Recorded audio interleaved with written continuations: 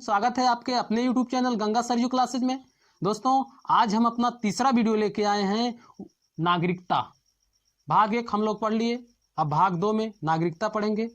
नागरिकता अनुच्छेद 5 से लेकर अनुच्छेद 11 तक है। हम एक एक अनुच्छेद की व्याख्या जो है विस्तार से करेंगे और यहाँ तक ये भी देखेंगे कि एग्जाम में कौन कौन से क्वेश्चन लगातार घुमा फिरा के वही क्वेश्चन आता है। हम उन 5 क्वेश्चन की चर्चा करेंगे। दोस्तों, मेरे वीडियो को जो है लास्ट तक देखिएगा, स्किप मत करिएगा। और जो है अगर आपने हमारे चैनल को सब्सक्राइब नहीं किया है तो कर लीजिए। आइए हम सबसे पहले देखते हैं नागरिकता। दोस्तों, नागरिकता पढ़ने से पहले हमको ये जानना जरूरी हो जाता है कि नागरिक कौन है। नागरिकता अनुच्छेद 5 से लेकर 11 तक है। दोस्तों, इंग्लिश में नागरिकता को सिटीजनशिप कहते हैं। सिटीजनशिप। दोस्तों, अब हम ये देख लेते हैं कि नागरिक कौन होता है और विदेशी कौन होता है और मतदाता कौन होता है। नागरिकता पढ़ने से पहले हम देखेंगे कि नागरिक कौन होता है। आइए देखते हैं कि नागरिक कौन होता है, नागरिक होने की शर्तें क्या क्या होती है। नागरिक,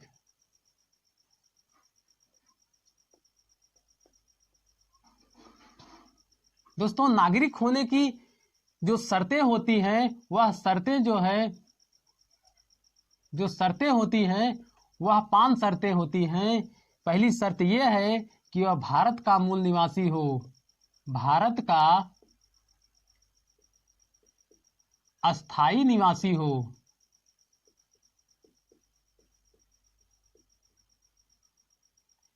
हो। और दूसरी शर्त यह होती है कि वह उसे सामाजिक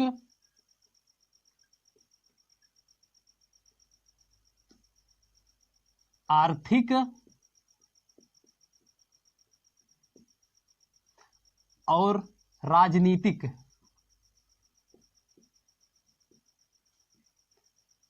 ये तीनों अधिकार प्राप्त हो। सामाजिक, आर्थिक और राजनीतिक अधिकार प्राप्त हो।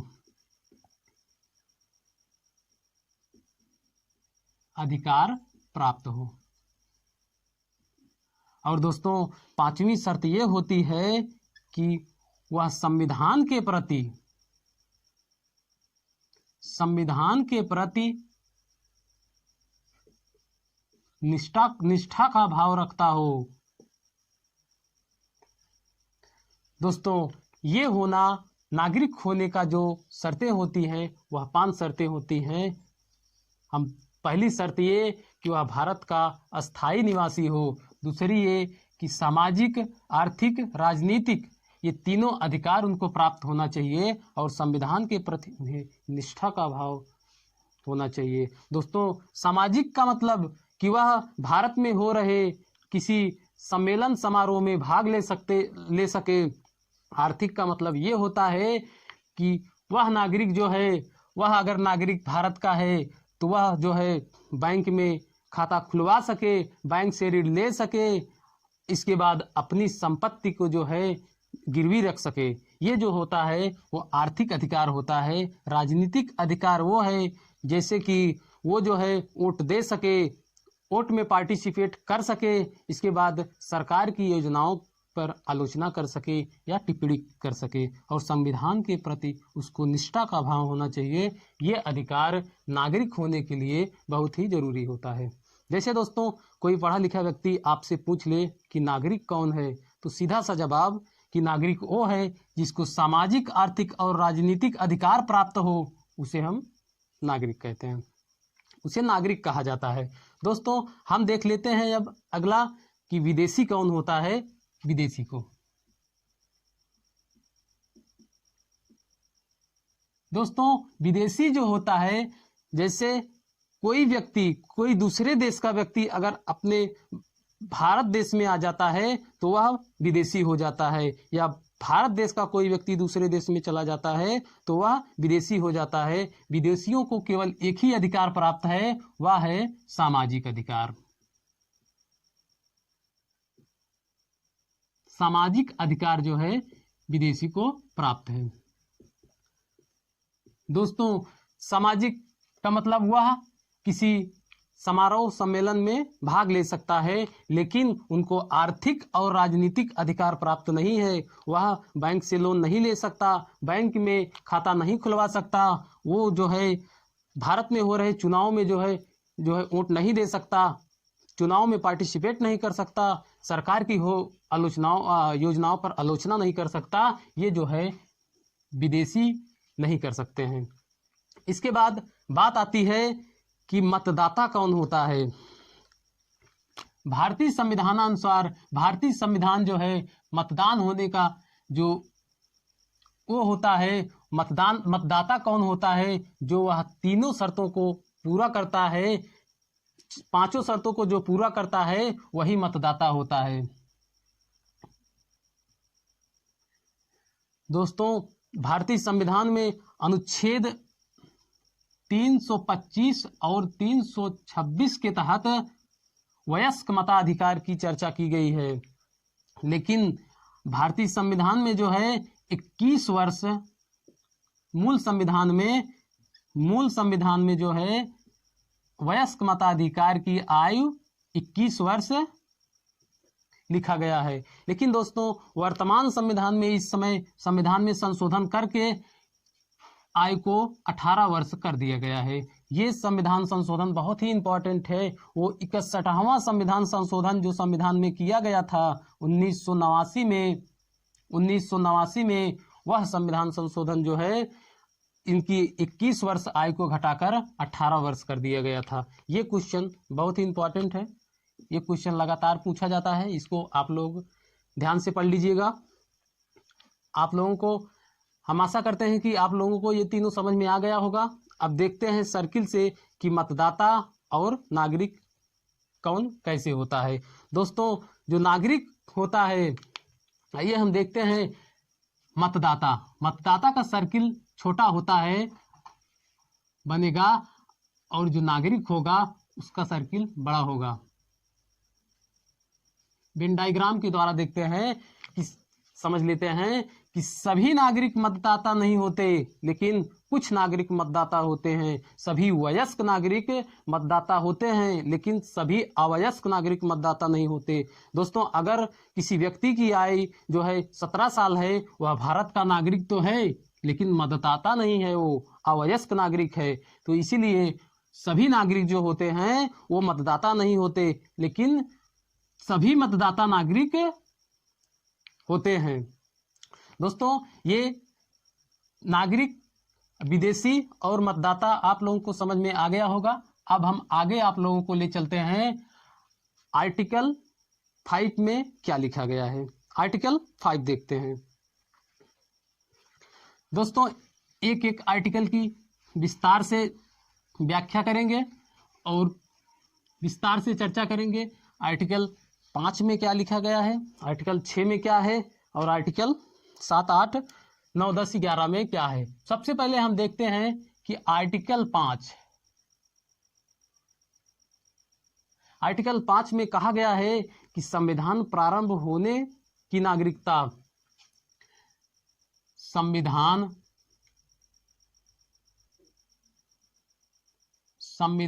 प्रारंभ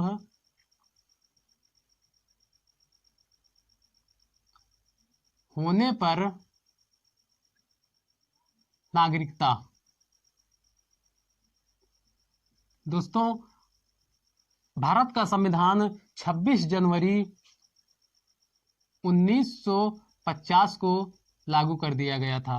दोस्तों, जब भारत का संविधान लागू कर दिया गया तो उसमें कौन कौन से नागरिक होंगे, आइए देखते हैं कि इनकी जो है शर्तें थी। कि पहली शर्त जो थी वह थी कि 26 जनवरी 1950 के पहले जिसका जन्म भारत में हुआ है वह जो है भारत का नागरिक होगा। ये पहली शर्त थी। दूसरी शर्त ये थी कि वह भी नागरिक होगा जिनके माता पिता भारतीय राज्य क्षेत्र से बिलोंग करते हों या संबंधित हों। तीसरी शर्त ये थी कि वह जो है लगातार 5 वर्ष से भारत में रह रहा हो तो वह जो है भारत के प्रारंभ होने की नागरिकता दिया जाएगा। दोस्तों अनुच्छेद 6 क्या कहता है, आइए हम अनुच्छेद 6 पर चर्चा करते हैं कि अनुच्छेद 6 क्या है। अनुच्छेद 6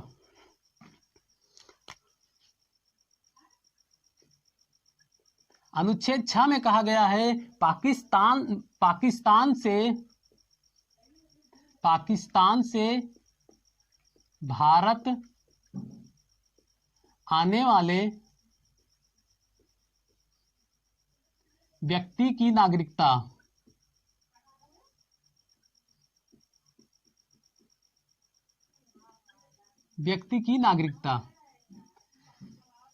दोस्तों अब हम आर्टिकल 6 समझते हैं कि पाकिस्तान से भारत आने वाले व्यक्ति की नागरिकता। दोस्तों अखंड भारत के विभाजन में जब पाकिस्तान और भारत का विभाजन हुआ तो कुछ हिंदू पाकिस्तान चले गए और कुछ पाकिस्तान चले गए।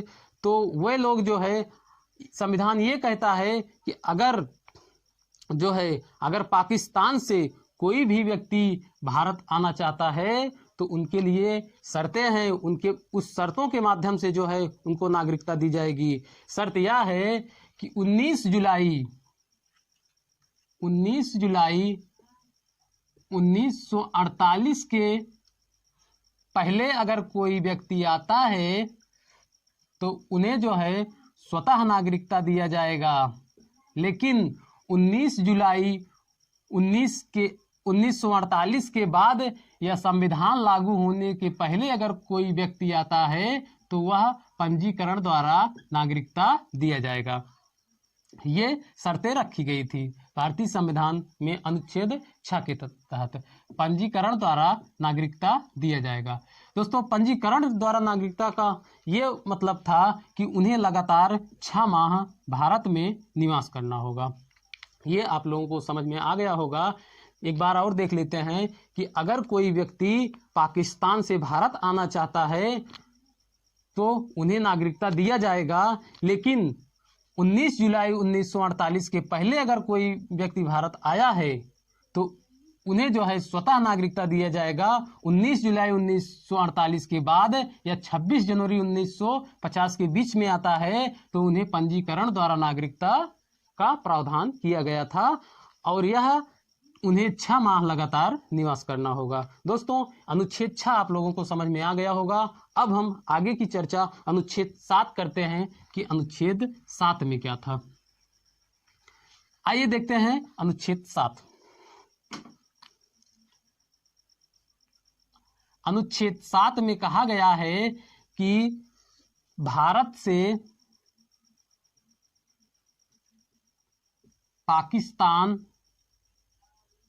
जाने वाले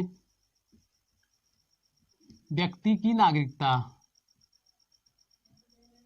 दोस्तों ये क्वेश्चन बहुत ही इंपॉर्टेंट है, यहां से कई सवाल बनते हैं।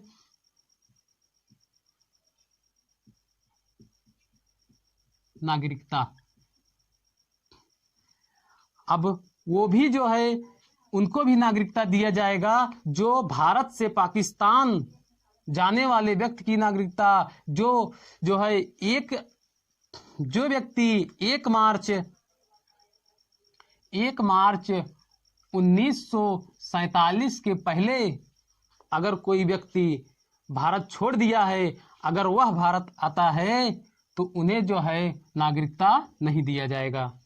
लेकिन इनके लिए भी प्रावधान था, अगर वह व्यक्ति 1 मार्च 1947 के बाद जो है अगर छोड़ दिया है तो भारत आता है तो उन्हें जो है नागरिकता नहीं दिया जाएगा। लेकिन 19 जुलाई 1948 के बाद 19 जुलाई 1948 के पहले आता है और 26 जनवरी 1950 के बाद आता है तो वो भी वही प्रावधान होगा जो अनुच्छेद 6 में है। 1 मार्च 1947 के बाद आता है तो उन्हें या 19 जुलाई 1948 के पहले आता है तो उन्हें जो है स्वतः नागरिकता दिया जाएगा, लेकिन 26 जनवरी 1950 या 19 जुलाई 1948 के बीच में आता है तो उन्हें पंजीकरण द्वारा नागरिकता दिया जाएगा। दोस्तों ये आप लोगों को समझ में आ गया होगा, लेकिन एक बार हम और समझा देते हैं कि दोस्तों इसमें ये प्रावधान था भारत से पाकिस्तान जाने वाले व्यक्ति की नागरिकता, यानी जो भारत से पाकिस्तान चले गए थे अगर वह फिर जो है भारत आना चाहते हैं तो उन्हें भी नागरिकता दिया जाएगा, लेकिन 1 मार्च 1947 के पहले जो भारत को छोड़ दिए हैं उन्हें स्वतः नागरिकता नहीं दिया जाएगा, लेकिन इनके पहले अगर भारत आते हैं तो वह स्वतः नागरिकता दिया जाएगा। लेकिन 19 जुलाई 1948 26 जनवरी 1950 के बीच में आते हैं तो उन्हें पंजीकरण द्वारा नागरिकता दिया जाएगा। वही नियम है, उन्हें 6 माह लगातार भारत में निवास करना होगा। दोस्तों हम आशा करते हैं कि अनुच्छेद 7 आप लोगों को समझ में आ गया होगा। अब हम अनुच्छेद 8 की चर्चा करते हैं कि अनुच्छेद 8 में क्या लिखा गया है। दोस्तों अनुच्छेद 8 कहता है कि भारतवंशियों की नागरिकता, अनुच्छेद 8 भारत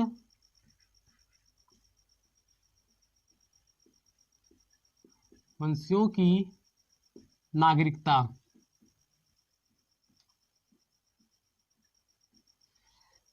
भारतीय संविधान में यह भी कहा गया कि अगर 26 जनवरी 1950 यानी कि संविधान लागू होने से पहले अगर कोई भारतीय मूल का कोई व्यक्ति अगर रोजी रोटी के लिए अगर वह विदेश चला गया है तो उनके लिए भी व्यवस्था किया गया कि अगर वह भी भारत का नागरिकता लेना चाहता हो तो वह भी नागरिकता ले सकता है। इसके लिए मैं दूतावास खोल रहा हूँ, विदेश में दूतावास खुला है, आप जाके वहाँ से रजिस्ट्रेशन करा के वह पंजीकरण द्वारा नागरिकता ले सकते हैं। ये अनुच्छेद 8 में लिखा गया है। दोस्तों आइए हम अनुच्छेद 8 देखते हैं कि अनुच्छेद 8 में क्या है। अनुच्छेद 9, अनुच्छेद 9 क्या कहता है। दोस्तों अनुच्छेद 9 ये कहता है कि अनुच्छेद 9 नागरिकता का अपहरण। दोस्तों नागरिकता का अपहरण, अगर कोई व्यक्ति विदेश में जो है अपनी नागरिकता ले लिया है तो उनकी नागरिकता जो है स्वतः समाप्त हो जाएगी। ये अनुच्छेद 9 के तहत कहा गया है कि कोई व्यक्ति अगर जो है विदेश में जाकर नागरिकता ले लिया है तो उनकी नागरिकता स्वतः समाप्त हो जाएगी। और अनुच्छेद 9 में क्या कहा गया है, अनुच्छेद 9 देखते हैं। अनुच्छेद 10, अनुच्छेद 10 कहता है कि नागरिकता का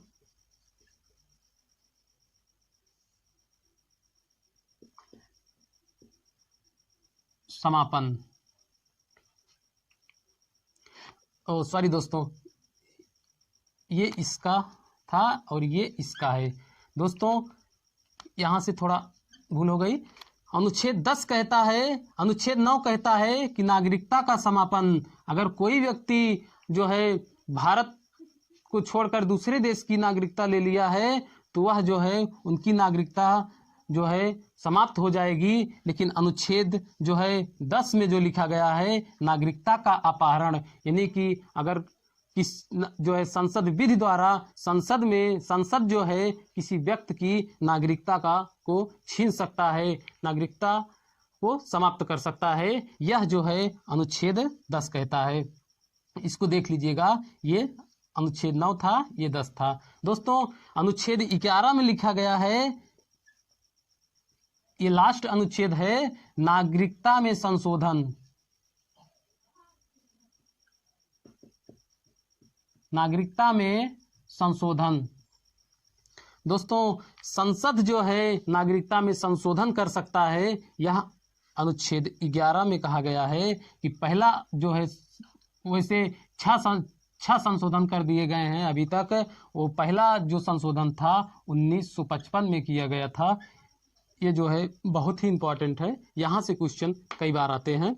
आए भी हैं, इसको आप देख लीजिएगा। यहाँ से आता है कि नागरिकता में सर्वप्रथम संशोधन किस सन में किया गया था? 1955 में किया गया था। दोस्तों, हम आशा करते हैं कि आप लोगों को यह अच्छे से समझ में आ गया होगा। हम अब ये देखते हैं कि कहाँ कहाँ से क्वेश्चन लगातार एग्जाम में आते हैं। यहाँ दोस्तों पूछा जाता है कि नागरिकता किस भाग में है? नागरिकता भाग 2 में। और नागरिकता जो है किस अनुच्छेद से लेकर किस अनुच्छेद तक है? तो 5 से लेकर 11 तक। यहाँ ये भी पूछा जाता है एग्जाम में कि किस संविधान संशोधन के तहत 21 वर्ष मताधिकार की आयु 18 वर्ष की गई?